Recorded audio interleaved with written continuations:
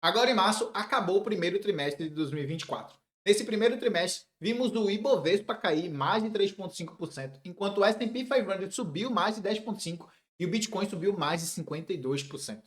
Mas como será que a nossa carteira performou nesse trimestre?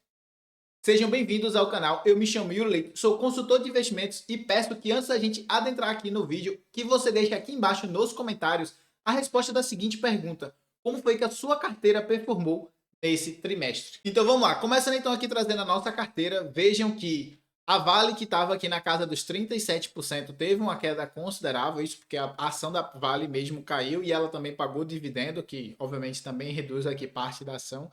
E a nossa carteira, que tinha batido ali os seus quase 200 mil, né? Estava em 197 mil, se não me falha a memória.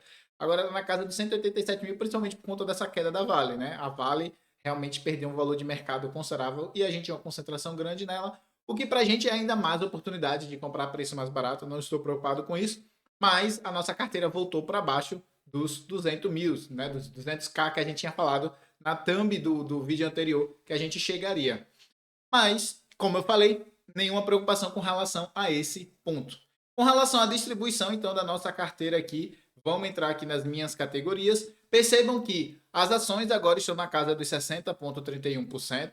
Os fundos imobiliários na casa dos 33,31%. Eu disse para vocês que queriam baixar aqui para a casa dos 30%. Está mais ou menos correto. Então, a gente volta a aportar em ambos, né? Tanto na parte dos fundos imobiliários, para gerar renda, quanto na parte das ações, sempre tentando manter essa distribuição aqui de mais ou menos 30% na carteira dos fundos imobiliários, mas agora a gente vai voltar a aportar mais na questão dos investimentos no exterior, já que a gente tem o objetivo de deixar isso aqui perto de uns 10%.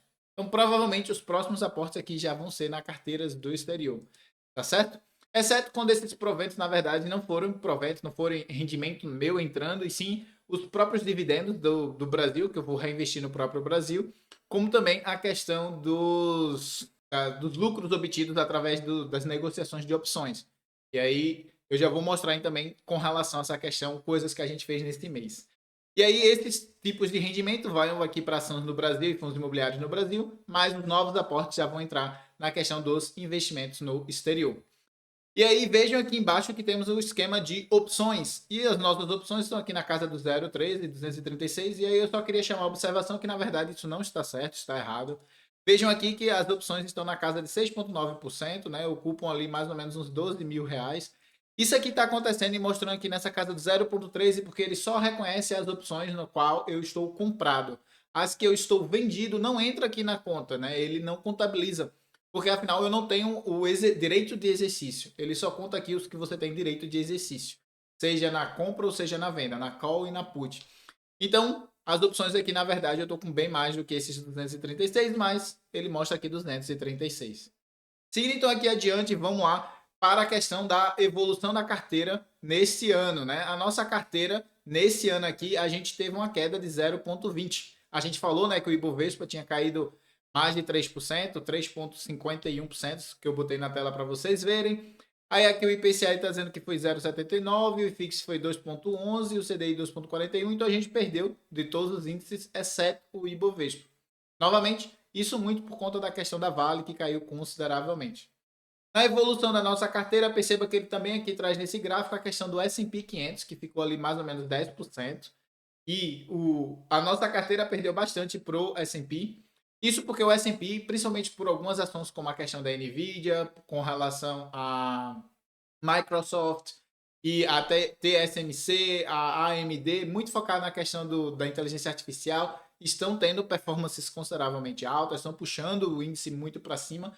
E a gente não aproveitou porque a gente não está alocado nessas ações. A meta também. Inclusive, a gente trouxe um material aqui para vocês mostrando com o Will Ring, onde ele explicou por que as ações da Nvidia estão subindo, o que, é que ele esperava da meta. E ele também falou da questão da Tesla. E a gente também tem um outro vídeo aqui falando da Tesla. Eu vou deixar esses dois links dos vídeos aqui embaixo para quem quiser assistir e entender mais. Então, falando um pouco então aqui da questão da performance, veja que em janeiro a gente caiu 0,07, enquanto que o Ibovespa caiu mais de 4%, e à medida que a gente foi adicionando vale, a gente ficou cada vez mais correlacionado com o Ibovespa. A gente subiu 2,15 em fevereiro, e aí aqui subiu, o Ibovespa subiu 3,08, e em março a gente subiu, a gente caiu 2,23, enquanto o Ibovespa está caindo 1,95. Então a gente está caindo um pouco mais do que o Ibovespa nesse mês. Isso, obviamente, por conta da questão da Vale, né? A maior concentração da bolsa do Ibovespa é a Vale e a gente tem uma concentração bem relativa do portfólio, era alguma coisa na casa dos 35%, agora na casa dos 30%. Então a gente fica bem correlacionado com a questão da Vale, com a questão do Ibovespa. E a gente vai tender, então, a ter uma performance relativamente parecida com a questão do Ibovespa, excetuando que, por conta de ter Vale, a gente consegue, né, fazer opções, as negociações de opções, e aí essas negociações de opções abrem a oportunidade da, quando a gente cair, a gente não cair tanto, e quando a gente subir, subir um pouco mais. Mas vai ficar mais ou menos correlacionado com o Ibovespa, um pouco mais parecido com o Ibovespa. Próximo ponto então, que eu quero cobrir aqui com vocês é com relação aos resultados. Aqui dentro da plataforma do MyProfit, você pode vir aqui em resultados e colocar aqui, ó, todos os meus resultados. Ele vai mostrar tudo que você ganhou com venda de ação, venda de opção, com dividendo, com JCP, com operações finalizadas. Tudo isso ele contabiliza aqui para você. Com relação ao ano anterior, percebam que a gente tinha conseguido um ganho de 25.823,65 centavos. Isso aqui, obviamente, parte foi dos dividendos e JCP, então eu vou chutar aqui uns 5 mil. Outros 20 mil foi de operações finalizadas em tempo certo, e aí recomprando a mais barato. Ou também de opções que a gente conseguiu ter o lucro. A gente já trouxe no, acho que foi no mês passado, no mês retrasado, a tabelinha com todas as opções que a gente tinha ganho. E aí eu mostrei para vocês que a gente tinha ganho mais ou menos de uns 6, 7 mil reais, se não for memória, em opções. E aí também tem as opções finalizadas, as operações finalizadas. E aí a gente então aqui conseguiu bater 25 mil no ano passado. Já nesse ano não é a mesma coisa, a gente está na casa dos 5.650 reais. E aí, obviamente, que à medida que o tamanho do portfólio vai aumentando, esses ganhos vão aumentando, né? Veja aqui que até março do ano passado a gente estava mais ou menos em uns 1.200, a gente aqui já está na casa dos 5.600. À medida que o portfólio vai ficando maior, você consegue fazer mais negociações, você consegue entrar e sair mais corretamente de opções, e aí tudo isso gera um ganho maior para a sua carteira em termos numéricos, não em termos percentuais. Provavelmente em termos percentuais é praticamente a mesma coisa, mas em termos numéricos, a quantidade total, a gente vai ficando cada vez maior. Outra coisa que eu quero mostrar aqui para vocês é a quantidade de operações que foram feitas esse mês. Eu esqueci de comentar mais cedo, mas na verdade esse mês a gente não fez aporte na nossa carteira.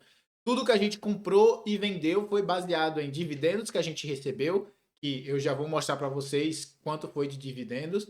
Foi também com relação à questão do compra e venda de opções. A gente vende uma opção, a gente ganha um dinheiro, ganha um prêmio, e aí a gente reinveste esse valor. E aí, em algum momento, a gente também compra a opção para sair dela, para poder não ter e ficar com risco. E veja aqui que foram várias operações aqui embaixo, total, tem um total, né, de 185 mil reais que foram negociados. Eu não vou entrar em todas elas aqui, mas vocês podem ver que teve mais compra do BBDC4, a gente está querendo aumentar para ficar ali na casa dos 6, 10% de Banco Bradesco. Teve a questão da Vale, onde na verdade a gente vendeu Vale, aqui é 62,42, a gente vendeu inclusive foi ontem.